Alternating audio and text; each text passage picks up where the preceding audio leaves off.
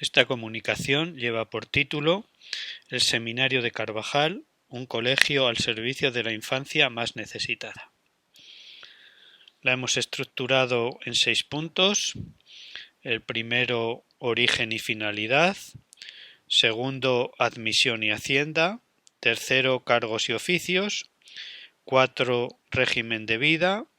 5, relación con el colegio de mozos de coro. Y 6, una brevísima coda. Respecto al primer punto, el origen y la finalidad, el Colegio Seminario de Carvajal se erigió en 1662 gracias a su fundador, Antonio de Vergas y Carvajal, de ahí su nombre, que era regidor de la ciudad de Salamanca y miembro del claustro de la universidad.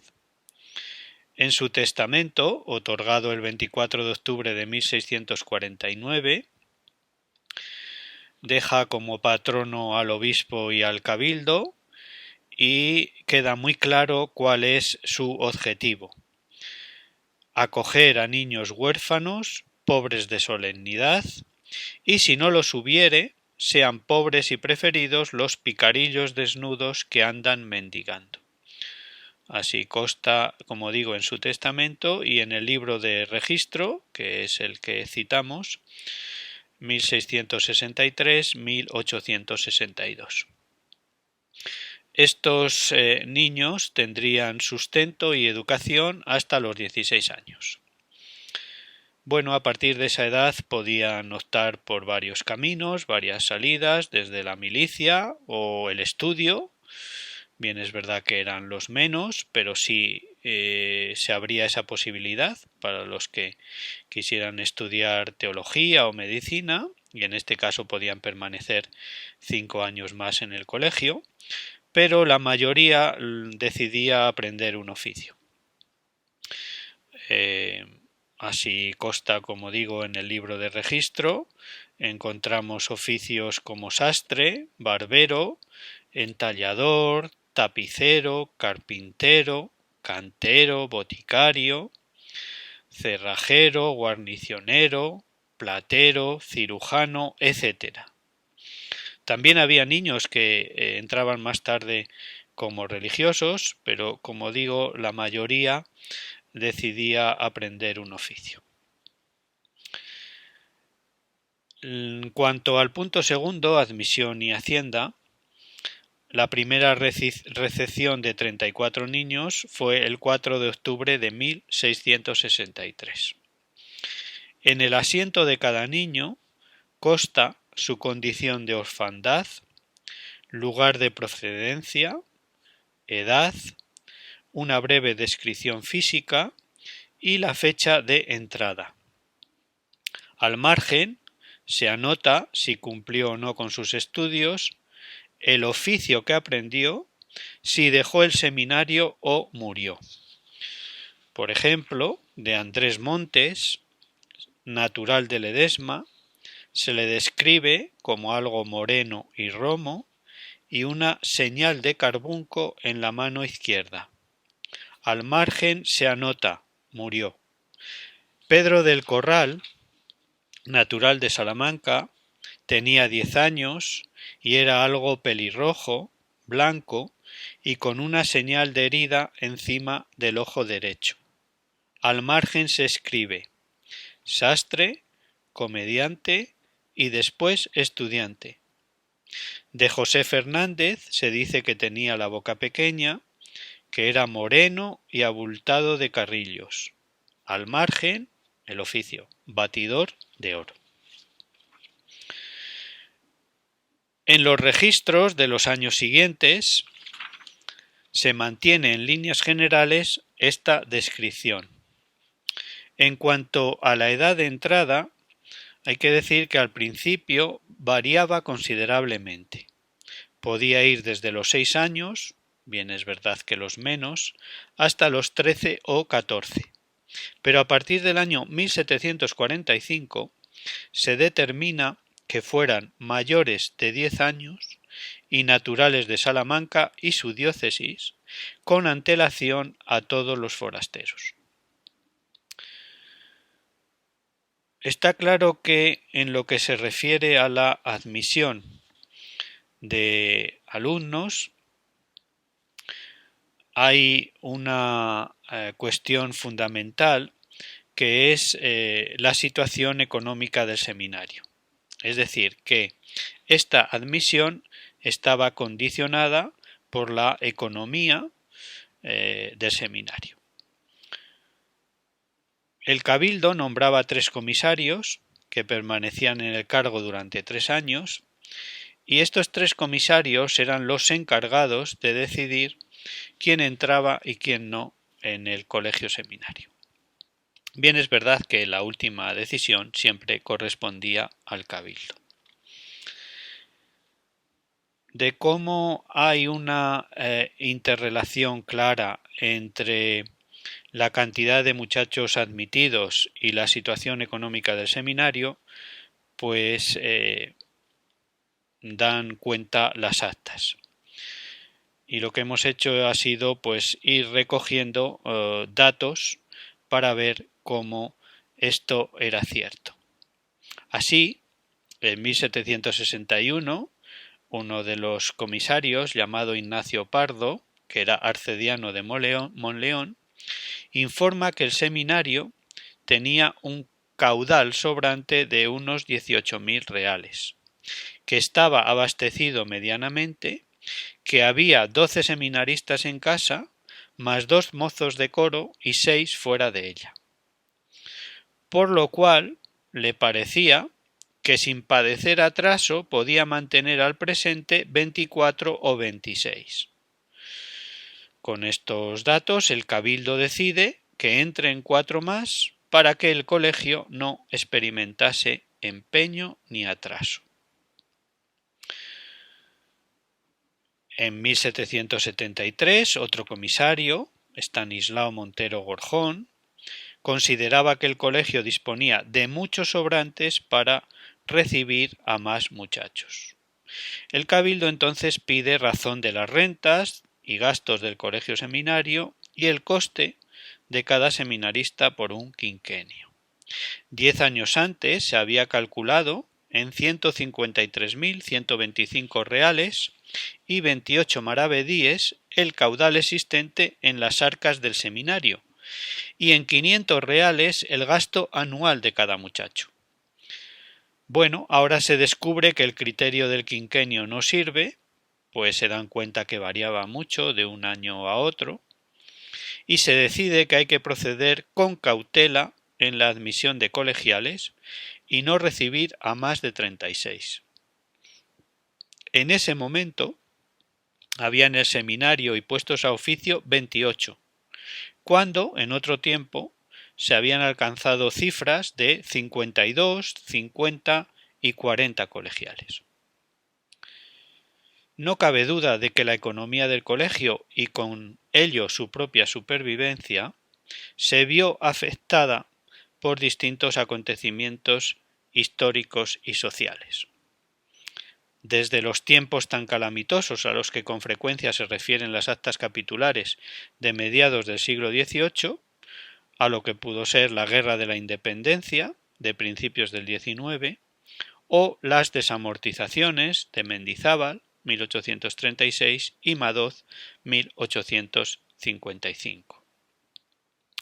Según el libro de Constituciones y Acuerdos del Seminario, en los años 1776, entre los años 1776 y 1907, sabemos que en 1807 las rentas del seminario habían venido a una suma decadencia por la calamidad de los tiempos y otras causas que son bien notorias, dicen las actas.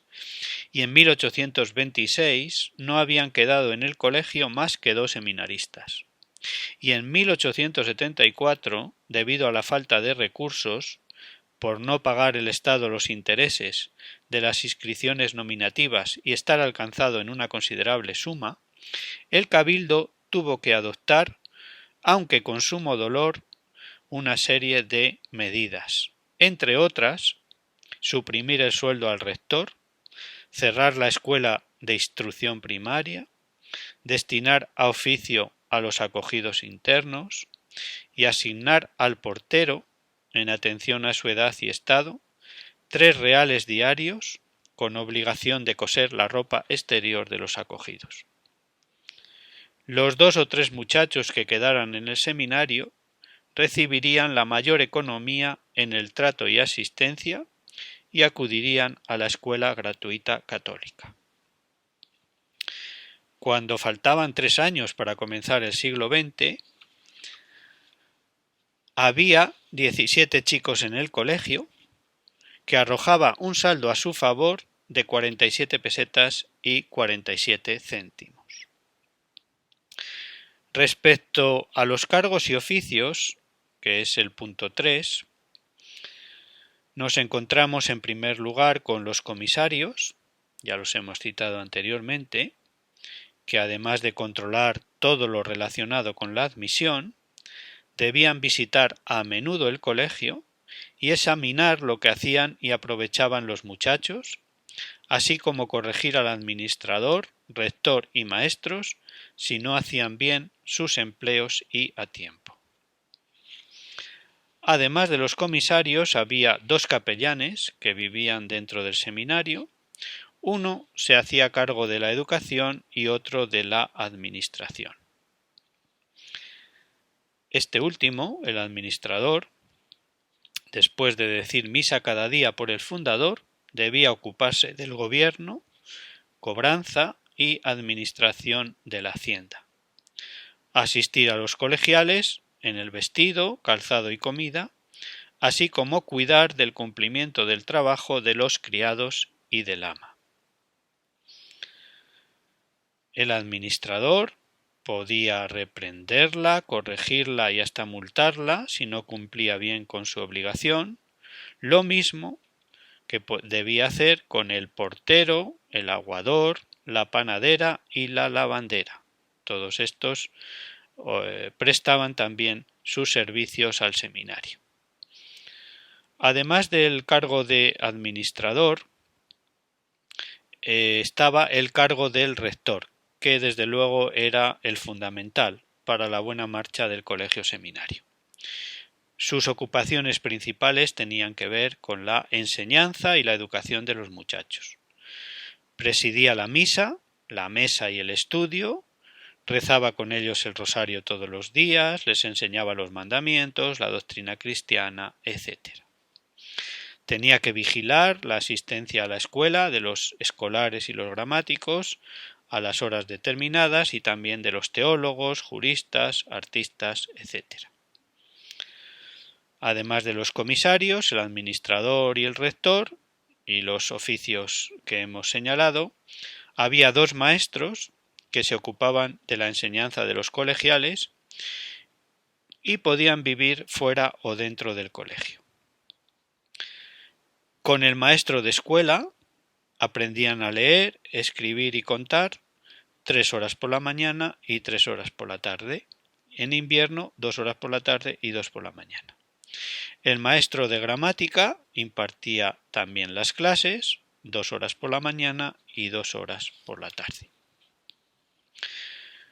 Respecto al punto 4, régimen de vida, la lectura de las constituciones del año 1712 recuerda mucho a la máxima ora et labora, ora y trabaja, aunque los chicos no fueran monjes. Se levantaban a las 5 de la mañana en verano y a las 6 en invierno, bajaban a la iglesia de 2 en 2, cruzados los brazos, con quietud y silencio, debían oír todos los días las 2 misas en cualquiera de los 2 altares, rezar 7 salmos penitenciales, las letanías, el rosario, etc. También debían confesar y comulgar al menos una vez al mes y en fiestas señaladas. Bien, esto sucedió al principio, luego veremos que con el paso de los años y también de los siglos, evidentemente todo esto cambió. El cabildo siempre tuvo presente que debía cumplir con el fin perseguido por su fundador, es decir, recoger a niños huérfanos para que, instruidos en los rudimentos de leer, escribir y contar, se pusieran a oficio. A tal efecto, el colegio mantenía el maestro de primeras letras, pues esta enseñanza era lo principal y sólo se permitía a los colegiales estudiar gramática con el permiso de los comisarios y la licencia del propio cabildo. Y el procedimiento era el mismo para todos aquellos que quisieran estudiar en la universidad. Cada muchacho, ya fuera de estudios mayores, gramática o de escuela, pasaba un examen al mes ante los 4 ministros, es decir, el administrador, el rector y los 2 maestros. Aquellos que se mostraban negligentes o no habían aprovechado el tiempo eran reprendidos y mortificados, y algunos expulsados. En cambio, los adelantados eran premiados al arbitrio de sus maestros. En el colegio seminario no podían vivir mujeres, salvo las empleadas, y éstas tenían que ser de edad y juicio asentado. Podía entrar alguna mujer si algún ministro caía enfermo, siempre que fuera familiar suyo y por el tiempo de su enfermedad. Por lo que se refiere al punto 5, la relación con el colegio de mozos de coro, sabemos que este colegio fue fundado por el chantre Manuel Guillén de Águila en 1693, pero el colegio no se abriría hasta 100 años más tarde.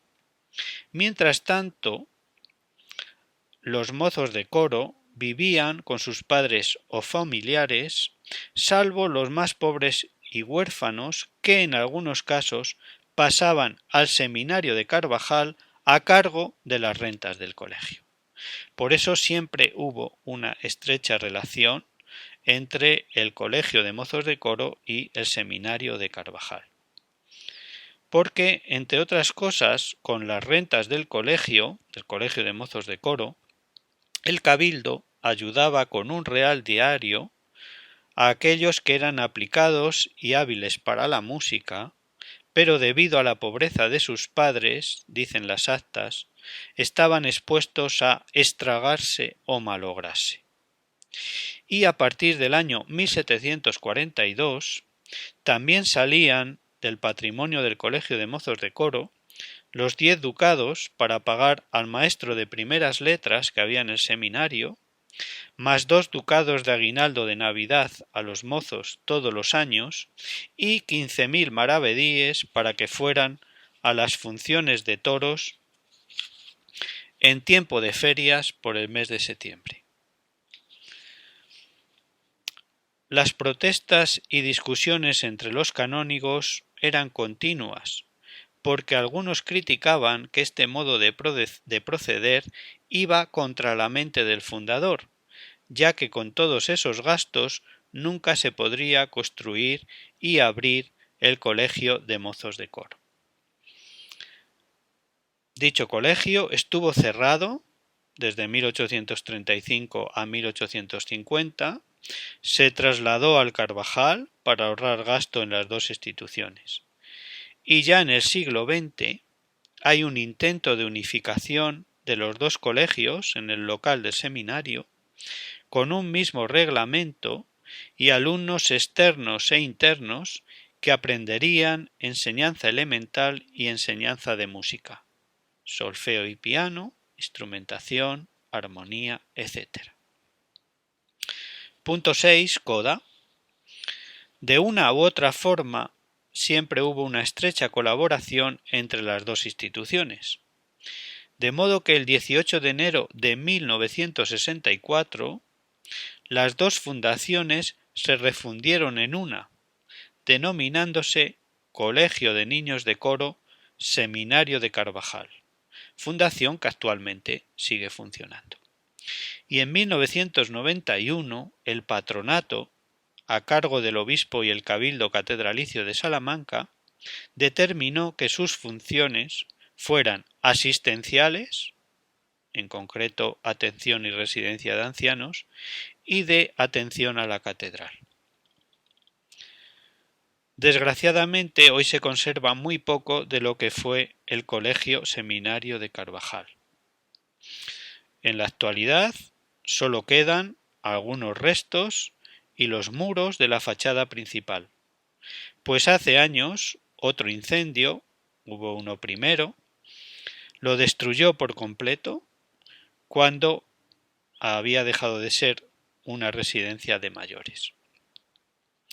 Incluido en la lista roja del patrimonio, espera un nuevo uso después de algunos intentos fallidos.